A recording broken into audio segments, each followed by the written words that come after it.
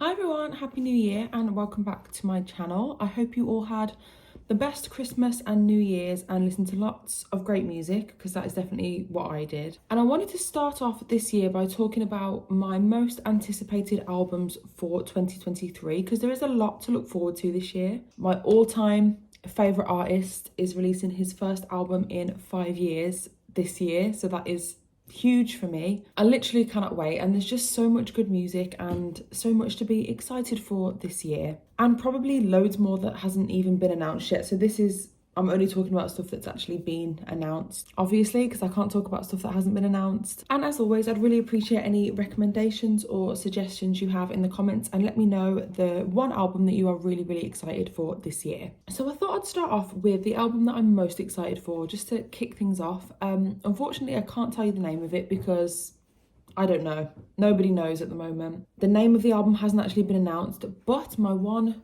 true love in this life, Adam Young, aka Owl City, is releasing his first album in 5 years. I'm really just so overwhelmed with it all, to be honest, because I just wasn't expecting everything to happen so fast. We've heard 2 singles so far. The first one was Kelly Time and the other one was Adam Check Please. And I adore both of those songs. Kelly Time is a song written from the perspective of the baseball in Castaway. I haven't actually seen Castaway, so maybe it's not a baseball, but the ball, Wilson. And Adam Check Please is a song about Adam's first job in a grocery store. I'm not American, I don't know why I just said grocery store. A supermarket is what I meant to say. But according to the Owl City website, we should be getting the full album in March, after another single that is coming out in the middle of February, which is called Vitamin C, but C is in the ocean. And as some of you may know, Owl City is my favourite musical artist of all time. I absolutely love him. So this is pretty big for me. I feel like this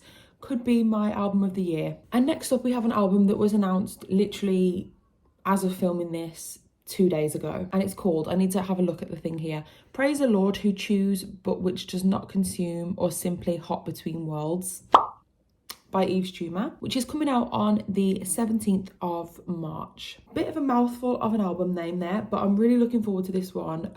The first single we heard at the end of last year, which was God Is a Circle, that didn't grip me loads. It was okay. I didn't think it was anything groundbreaking, but the second single is a song called Echolalia. I think that's how you say it. Guys, this song has blown me away. I cannot get it off repeat. I'm listening to it 24/7. And I really just think that if the album is sounding like Echolalia, then it's going to be absolutely stunning. And it feels to me, after hearing these 2 singles, that it's going to be very much a continuation of their last album, Heaven to a Tortured Mind, which was one of my most listened to albums last year and one of my favourite albums ever. I feel like I never show you guys my other cat. It's always my little boy that gets on these videos, but this is my girl. Anyway, we also have Metallica releasing their first album in 7 years, I think, which is obviously very highly anticipated all around the world, and obviously by me as well, especially for me actually, because I could not be more obsessed with Metallica right now if I tried. I am literally probably the world's biggest Metallica fan right now. I'm listening to them non-stop. So 72 Seasons, the album is called, and it comes out on the 14th of April, I believe. And again, we've heard 2 singles. I personally prefer Lux Aeterna to Screaming Suicide, but I do like both of the songs. I think they are both pretty good.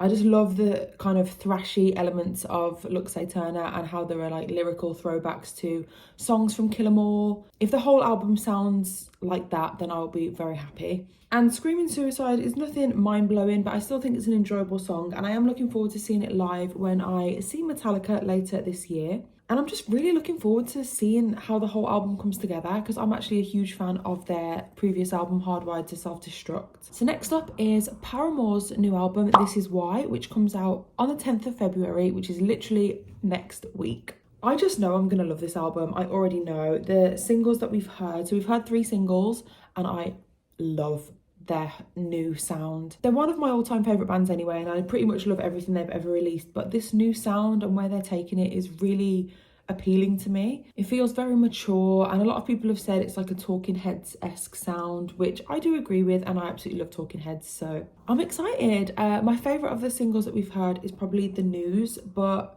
I'm just really excited to see how the album comes together and how it sounds from start to finish. Also in the pop punk world, Fall Out Boy are back with a new album. It's called So Much for Stardust and it comes out on the 24th of March. I was never like massively into Fall Out Boy. I am the perfect age for them, and I did like them, don't get me wrong, but I wasn't like absolutely obsessed like some people were. I do remember when they announced their reunion, like the first reunion. I was at school, I think I was 16, and I was in an English lesson and people were freaking out about this reunion, and I was just kind of like, oh cool, like I like the hits but I'm not a super fan. But I have been listening to the new singles that we've heard. The first one was a song called Love from the Other Side, or Love of the Other Side. I think it's called Love from the Other Side, but it's such a good song. It's so catchy. I cannot get it out of my head. The chorus is absolutely fantastic, and listening to that has actually got me pretty excited for the album. If they're continuing that sound from this Love from the Other Side song, then I'm pretty sure I'm going to love it, because this is one of my favourite songs by them. It's fantastic. Another album I am massively looking forward to this year is The Harmony Codex by Steven Wilson, of course. Release date to be announced. We don't have a release date yet, nor have we heard any of the music or been given an inkling into what the sound is going to be. And I think that that's just increasing my curiosity and anticipation more. As I'm sure you guys know, I literally love Steven Wilson, and none of his albums sound like remotely the same really. So no one knows what he's going to do next. No one knows what the album is going to sound like. I can't even make a prediction, but my hope, if I could choose, would be that the album is somewhere between The Raven That Refused to Sing and To the Bone. If that's even possible, I don't know, but I just love those two albums so much. And I think he said in an interview that it's a concept album, and Steven does concepts really well in my opinion. So very excited for that one. And the last two albums that I have to talk about are for my metal fans out there. Two of the biggest deathcore giants are releasing albums very soon. Suicide Silence's Remember You Must Die and Chelsea Grin's Suffer in Heaven are coming out on the 10th of March and the 17th of March respectively. So that is going to be a huge week for me. When it comes to Suicide Silence, I think this is their best music in a long time, if the singles are anything to go by. The singles have been really strong. My personal favourite is Capable of Violence. And with Chelsea Grin, this is their second release in the span of 6 months. They released their previous album Suffer in Hell towards the end of last year. I can't remember the exact date, and then obviously now this is the second part to it, I guess, Suffer in Heaven. And this has been such a massive step forward for them in terms of production value, lyrical content, like overall theme, even artwork. Just everything about this is a massive step for them. I think they're gonna really make an impact next year. And yeah, I'm just really looking forward to having some new deathcore in my life. So I'm sure there's going to be plenty more as the year goes on, and I'll probably do an updated version of this maybe, but that is all for now. As I said at the start of the video, please let me know if there's any albums that I should be looking forward to, and let me know what you guys are excited for, and I will see you next week for another video.